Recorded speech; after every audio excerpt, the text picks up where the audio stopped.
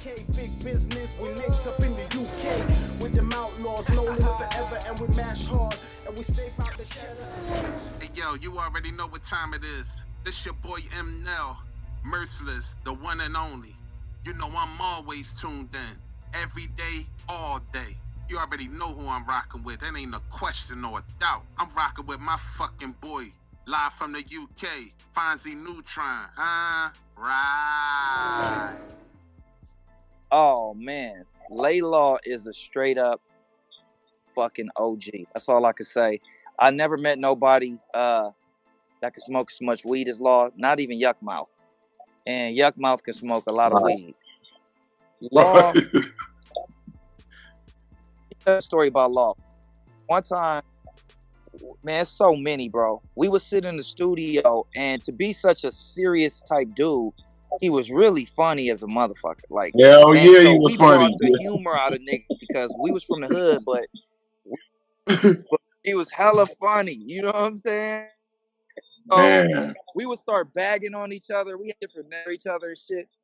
But he used to be the ass, and I used to get mad as fuck. And I used to be like, man, stop calling me that, because I was trying to hold her back.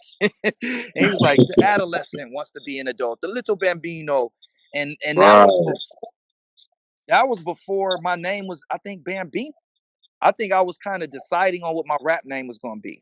And he was like, you the youngest of the group. You the baby. Stop being mad about it. You the baby. You the Bambino, the little Bambino. And I used to get mad as fuck.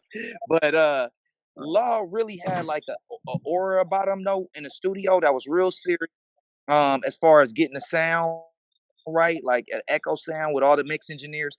I guess from being around Dre, he was real serious. Him and D was real serious about the sound quality and making sure that when it was time to mix, that nobody was really fucking around.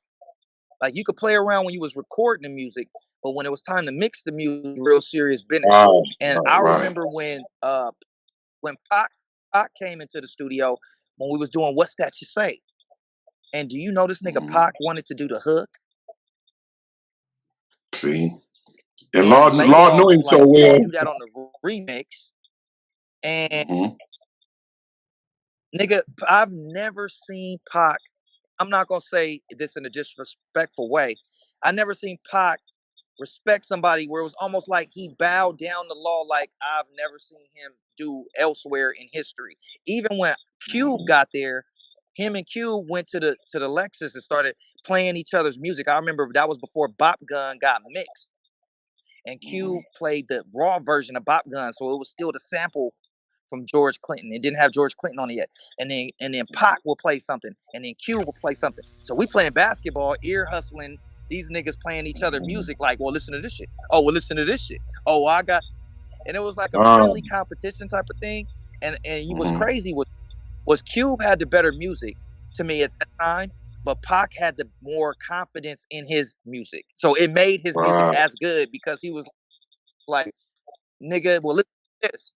And it was just dope because he respected Law, man. Like, I ain't never seen that before. And I remember Pac had the beanie on with the little things dangling. It said Thug Life, and he had the blunts, and then he had a full fifth of Hennessy in the New York Timberlands, nigga, shorts with the Timberlands on, and he was drinking the Henny straight out the bottle and talking to Law, and he fucking praised Law. He really loved Law, and Breed came in that day too. From I gotta get mine, gotta get yours. So it was Breed, Pac, and Q studio on the same.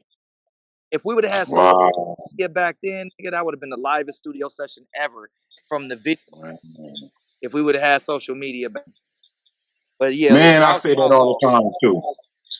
Yeah, man. You know, Law, man. You know, it's so many stories that we don't want to be on here too long. But one thing I will say about LayLaw, man, he was one of a kind, and he was cool, but he was mean at the same time, and he showed a lot of love. He showed a lot of love. If he seen talent, he was a person that recognized talent. You know, I didn't really realize. Like I said, I spoke to Law. I met Law on Broadway, near Florence and Broadway at his brother Amp's cleaners, and he got at me and spoke to me, you know what I'm saying, and didn't know that this motherfucker was around NWA like my cousin. My cousin was Big Ron from he used to bodyguard Easy E. So they all knew each other, man. It's like it was such a small world, like how things happen.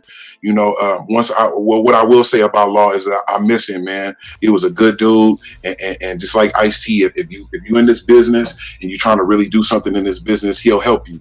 You know what I'm saying? So, man, rest in pieces to LayLaw, man. For real. Yeah.